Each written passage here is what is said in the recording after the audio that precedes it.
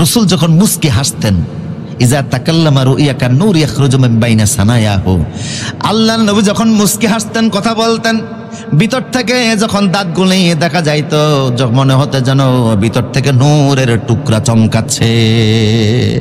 আল্লাহু আকবার, নূরের টুকরা চমকাচ্ছে। হযরত আনাস বলে, এক রাত জাবের বলে, এক রাতে দেখি পূর্ণিমার চাঁদ।